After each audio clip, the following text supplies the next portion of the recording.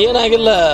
ಕಶ್ಯಪ್ನವ್ರು ಹೇಳ್ತಾರೆ ಏನು ತಡಿ, ನಾವು ತಂದು ಬಿಟ್ಟಂಥ ಸ್ವಾಮಿಗಳು ಈಗಾಗಲೇ ಏನು ಯತ್ನಾಳ BJP ಪರವಾಗಿ ಮಾಡ್ತಾರೆ, ಇವರು ಯಾಕೆ ಹೋರಾಟ ಮಾಡ್ತಾ ಇದ್ದಾರೆ ಅಂತ. ಅದು ವ್ಯಕ್ತಿಗತವಾಗಿ ಸಮಾಜದ ಗುರುಗಳು ಮಾಡೋದು, ಅದು ನಾನು ಹೇಳ್ತಾ ಇದ್ದೀನಿ, ಮಾಡಬಾರ್ದು. ವ್ಯಕ್ತಿಗತ ನಾವು ನಮಗೆ ಸ್ವಾಮಿಗಳು ಹೋರಾಟ ಮಾಡೋದು ಸಮಾಜ ಸಲುವಾಗಿ.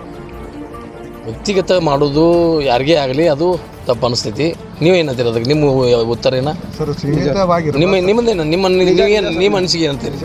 ವ್ಯಕ್ತಿ ಮಾಡೋದಲ್ಲ, ಸಮಾಜ ಸಲುವಾಗಿ ಮಾಡಲಿ. ಸ್ವಾಮಿಗಳು ಎಲ್ಲರಿಗೆ ಒಬ್ಬ ವ್ಯಕ್ತಿ, ಅದು ಪಾರ್ಟಿ ವಿಷಯ.